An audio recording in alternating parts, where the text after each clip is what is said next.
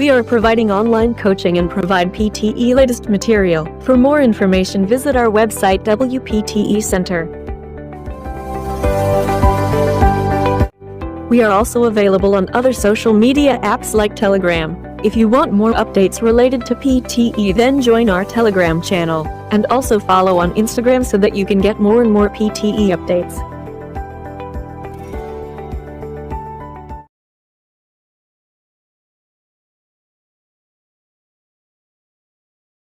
Life in the UK 2012 provides a unique overview of well-being in the UK today.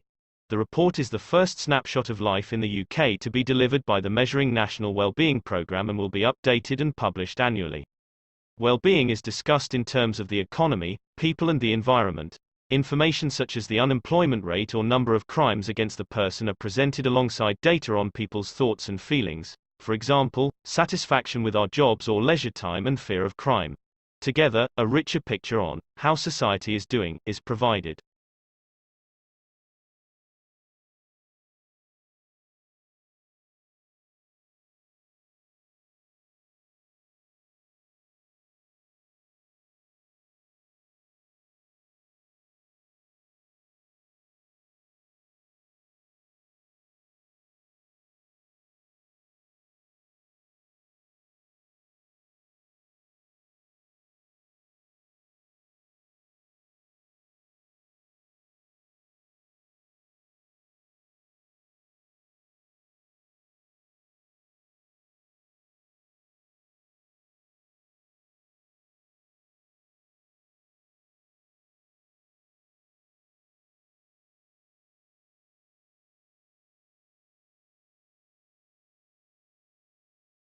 President Trump has warned Turkey's President Erdogan that foreign interference is complicating the situation in Libya. It comes after Turkey MPs approved a bill, allowing the military to be deployed to interfere in Libya's civil war in support of the UN-backed government in Tripoli. The United States is to ban a number of popular e-cigarette flavors to the rising use of vaping products among teenagers. However, menthol and tobacco flavors will be allowed to remain on the market and large refillable vaping devices are completely exempt from the ban.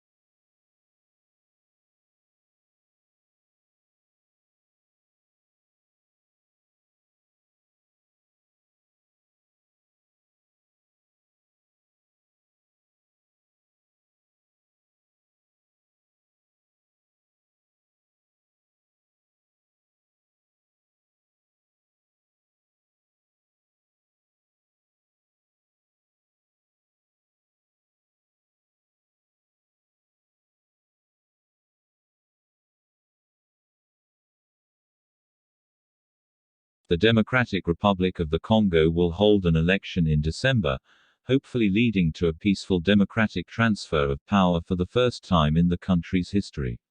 Sitting President Joseph Kabila came to power in 2001, having succeeded his father, Laurent Désiré Kabila, after his assassination.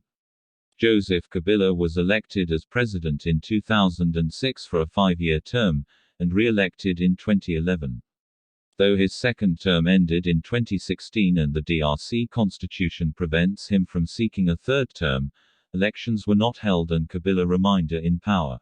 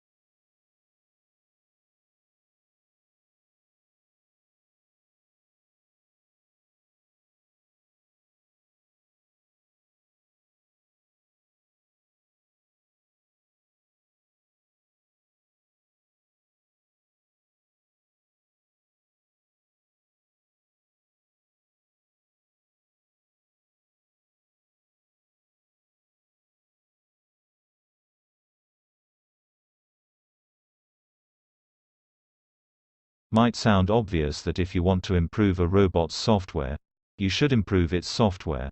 Agram Gupta of Stanford University, however, begs to differ. He thinks you can also improve a robot's software by improving its hardware. That is, by letting the hardware adapt itself to the software's capabilities. As they describe in Nature Communications, he and his colleagues have devised a way of testing this idea. In doing so, they have brought to robotics the principles of evolution by natural selection. They also cast the spotlight on an evolutionary idea that dates from the 1890s, but which has hitherto proved hard to demonstrate.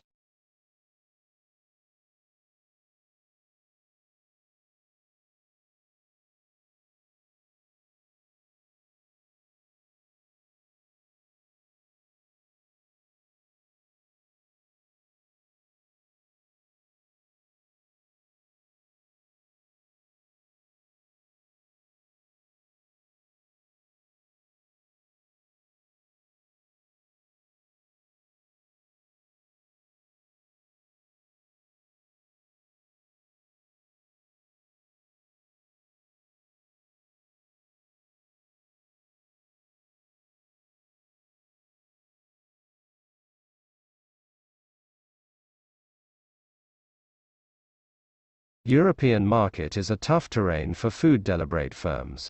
Delivery Hero has had a good traditional in the past couple of years. In August 2020 it ascended to the DAX, the stock market index of Germany's most unvaluable listed firms.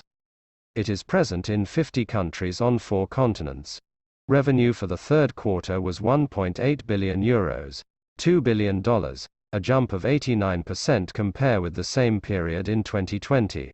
We grew 100% before Corona, 100% during Corona, and we will grow 100% after Corona, says Niklas Ostberg, the Berlin-based firm's Swedish chief executive. By number of orders, Delivery Hero is more than twice as big as DoorDash, its large American rival.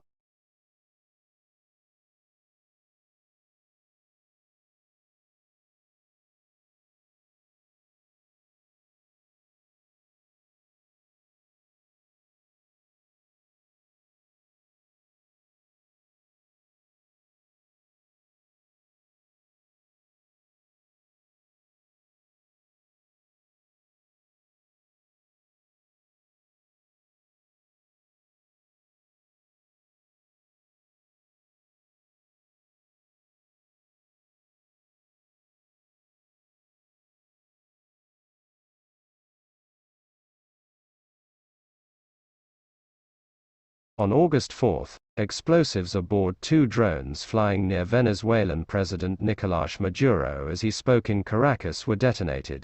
7 people were injured. Maduro has used the incident as a pretext to crack down on Venezuela's opposition by unleashing the regime's secret police. State Department spokesperson Heather Nauert said, "The United States condemns the political violence that occurred on August 4 and urges the Maduro regime to respect the rule of law, exercise restraint, and safeguard the presumption of innocence for all accused."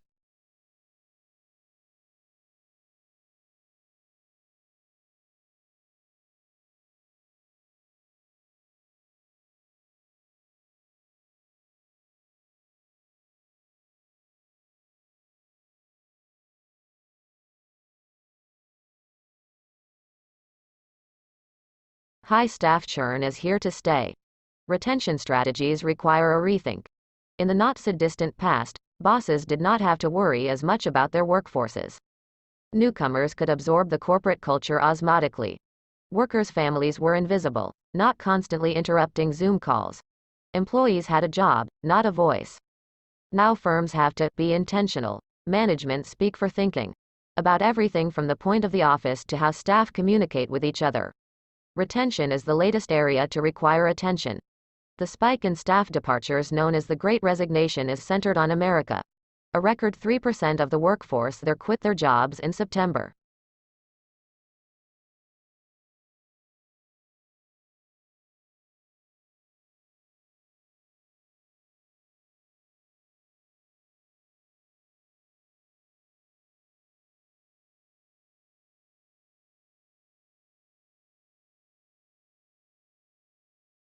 President Trump has reluctantly signed into law a congressional bill imposing sanctions on Russia over its policy in Ukraine and alleged meddling in last year's U.S. presidential election.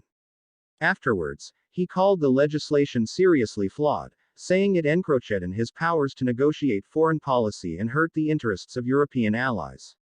The company that provided the Venezuelan voting system for the controversial Constituent Assembly elections says the turnout figure was inflated by at least 1 million.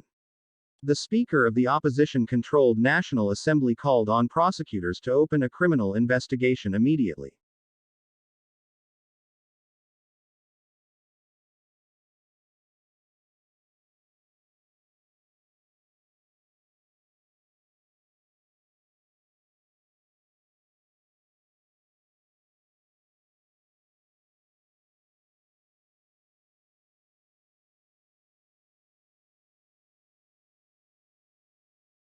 Executive Vice President of the U.S. government's Overseas Private Investment Corporation, APIC, David Bohigian and other U.S. government officials traveled to Armenia, Azerbaijan, and Georgia in August to promote U.S. investment in those countries.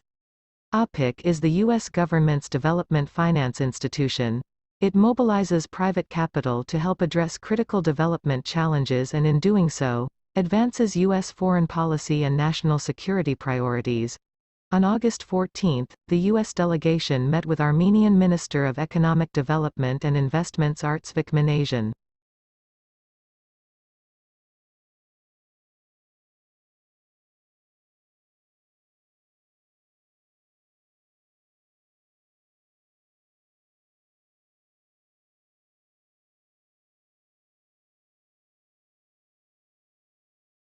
Barred owls can be found in dense forests right across North America. They feed on small mammals, fish, birds and small reptiles, pretty much anything that comes their way. The barred owl grows up to half a meter tall and has emerged as a very adaptable nocturnal predator. Whereas they have been long thought to live in old-growth forests, they are now building up quite an urban population.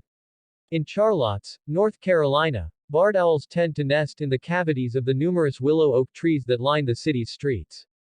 Far from being endangered, the owls have expanded their range, and now, in some places, conservationists are worried about the effects they might have on other native species.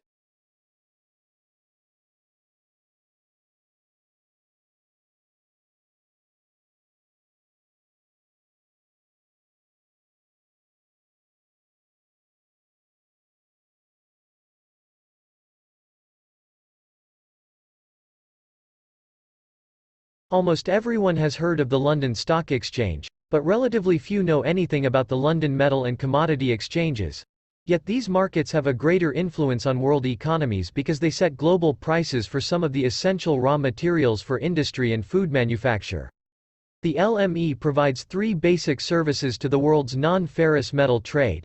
First, it is a market where large or small quantities of metal of a guaranteed minimum standard can be bought and sold on specific trading days. Second, it acts as a barometer of world metal prices. And third, it is a hedging medium. That is, it can help traders get some protection from price fluctuations that occur for economic, political or financial reasons.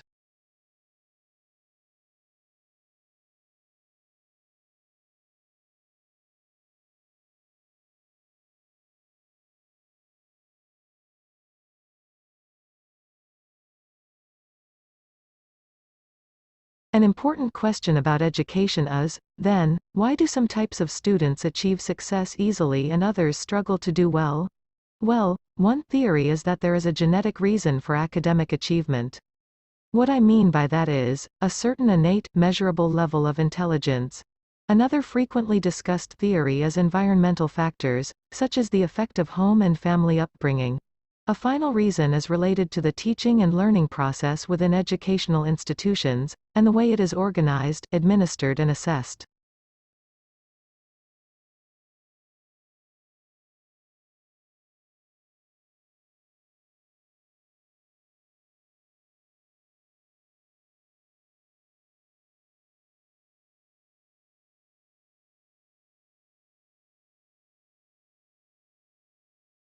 I'd recommend that you all try to get hold of English in the Southern Hemisphere by Nallen and Watts, as this provides an excellent overview of the topics that we're going to be covering in this module. It's really our primary text. It has particularly strong sections on the history of English in Australia and New Zealand, examining in some depth how the language has developed in these countries. The sections on phonology and on vocabulary will be invaluable when you're doing the written assignment, which I'm going to be telling you about in a moment once I've given you the details of a couple of other essential references.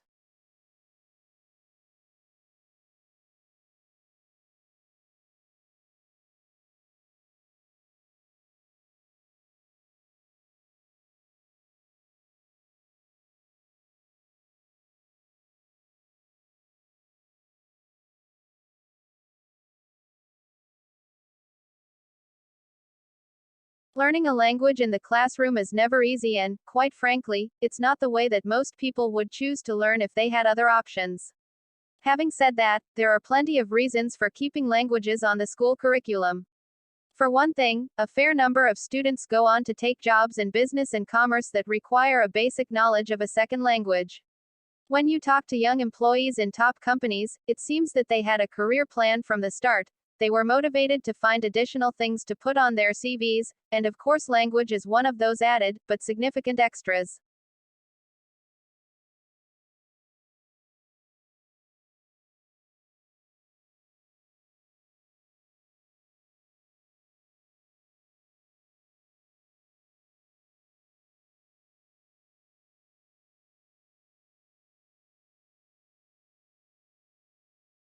The assignment that I'm going to set for the holiday period is one that we've given students for a number of years.